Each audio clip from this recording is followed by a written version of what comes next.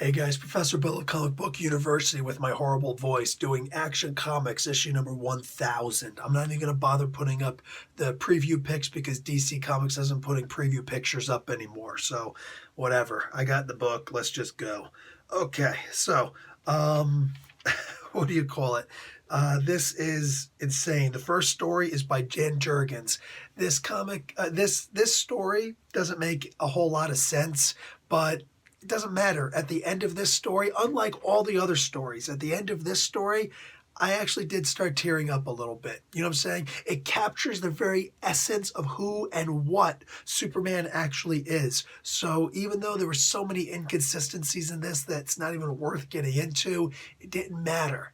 This one here actually felt like the most Superman-esque of all of the stories. It was fantastic because this one actually brought me the idea of the inspiration that others feel around Superman, including his other superpowered allies. So, yeah, Dan Jurgens, who's been writing Superman lately for a while, and sayonara, brother. You know what I'm saying? I'm sad to see you go. You know, it's cool. Bendis is jumping in, but dude has had some amazing stories. He was there when Superman died. I'm just saying.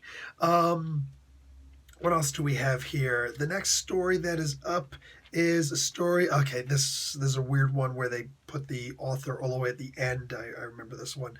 All of these are just a bunch of, mind you, like 12-page stories is all that these are, which is actually really good. It's really refreshing. Okay, there we go. Peter J. Tomasi wrote this, and Patrick Gleason, who'd been doing the Superman stories as of late. This was actually really good because, you know, I've complained a lot about the way that the eyes are drawn, and it's even in here also. You know, say just look at the way that all these eyes are drawn. Look at the way Superman's eyes are drawn. Look at Superboy. Look at little Jonathan. Look at Lois. Like just the way their eyes are drawn. Like I don't like the way that Gleason does eyes. As far as everything else, though, I like the way he draws. I don't have any problem with it. It's just eyes, man, for some reason. I don't get it. But I do want you to take a look at some of the other pictures that are in here. Like, this is really good. This is very different. I've never seen Gleason draw like this before. To be honest, but I didn't know he had it in him. Like, some of this stuff is just really good. Yeah, I can't help but just, I don't know, man. Like, I don't even know what to tell you. Some of this stuff is just really interesting, the way that it's drawn. Look at that. It's great. It's great. It's so different. Anyway, all that being said, digging it. Every so often there's a pinup in here, which I think is cute because who the heck is going to rip this stuff out? There is a really cool story in here about a principal who who gets these voices in his head telling him to start hurting people, including the kids and other teachers who he's in charge of in his school. That's interesting. Kurt Swan does the art and the script. Marv Wolfman. So this is just as Wolfman a story as I can imagine. This was great. Really short too. Probably my favorite story in here is by Jeff Johns and Richard Donner. These two people writing, yes, Richard Donner, who did the original Superman movie, and the motion picture, and part 2. You know, the two good ones. Sorry, Richard Pryor. I love you, man, but you picked a bad one to jump in. Anyway, it's called The Car, and it's really cool. Like, this is a very old, you can tell by the uniform that Superman's wearing. They're going back to the old uniform thing. And mind you, everybody's drawing Superman with his underwear in this. And that's going to come into play later. But look at the art on this. This is gorgeous, man. Dag. Such a beautiful rendition. But he's, what do you call it? It's Superman who isn't just trying to beat up the bad guys. He's a guy who's actually trying to rehabilitate the criminals. And that actually, that's actually a lot like what Jurgens does in the first story also. There's a quick little tidbit in there about rehabilitation and getting people out of the vicious cycle of poverty and crime, you know? Just really good stuff. Really great messages in here.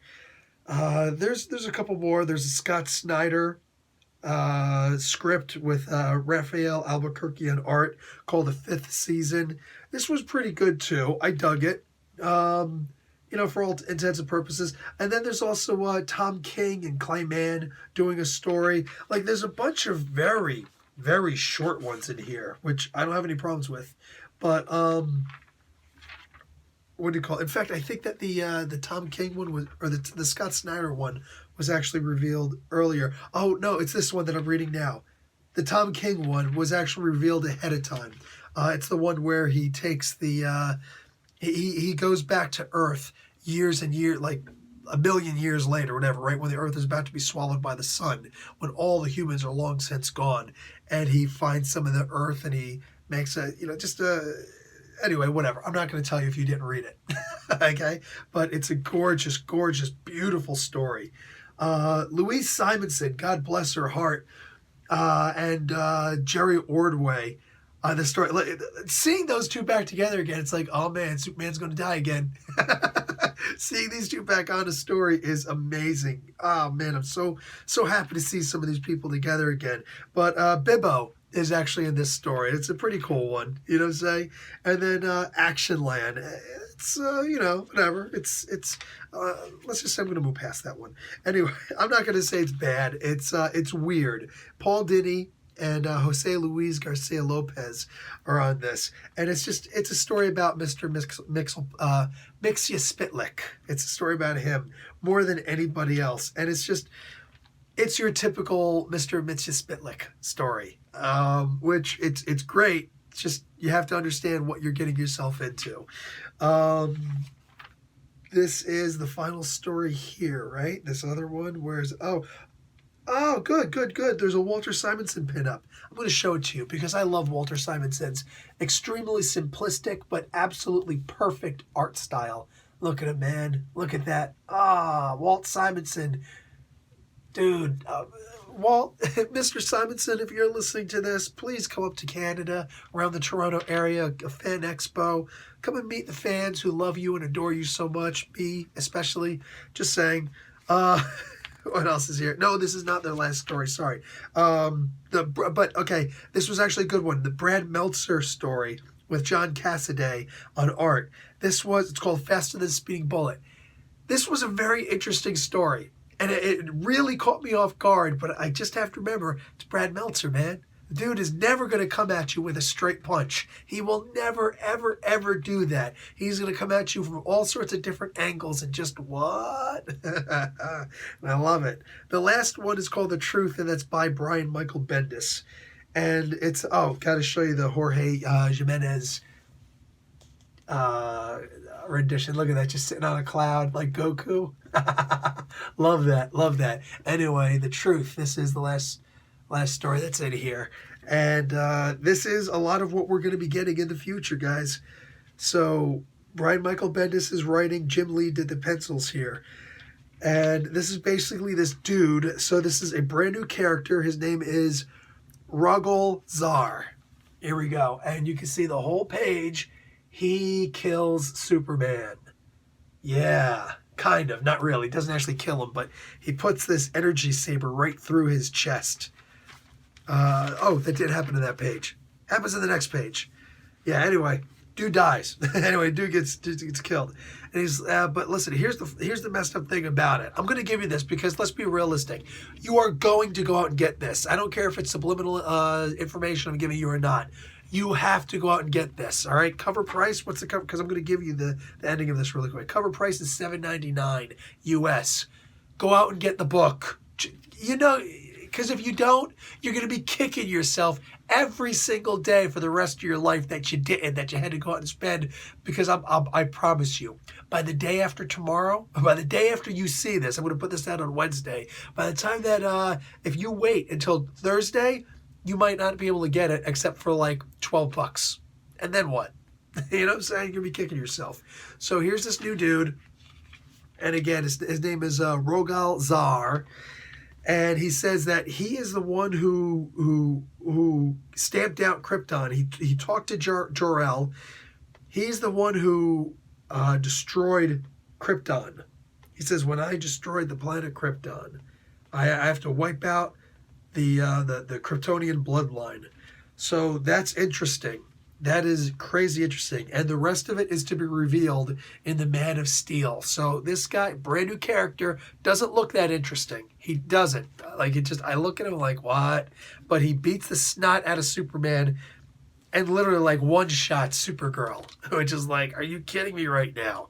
But it's incredible. It's incredible. There's a lot of action, a whole lot going on. Bendis writes some amazing stories that are complicated with twists and turns, roller coaster uppercuts, and everything. And I can't wait to see what he's going to do. I can't wait to see. Look, like I said in my spotlight, or excuse me, in my On the Horizon for DC Nation issue 0, everybody at DC, including Dan Didio, is excited for what, not just for having Bendis over, but seeing what he's already written. He's ecstatic, and all these people are ecstatic to see what Bendis is doing. If that's the case, they must know something that we don't. So I'm all on board to see this. This was a cute little tidbit teaser. It's just enough for me to say, oh, so when I'm going to go get this comic book anyway, now I have a little idea of what I'm about to read. Anyway, listen, it's Action Comics issue number 1000. Congratulations, A+. I'm not saying that this is the best comic book that I'm going to read during the week, but what I am going to say is this has to be the must-have for the week. It just has to be, by default. Anyway, guys, that's it for me. Professor Bill, Comic Book University. Class dismissed.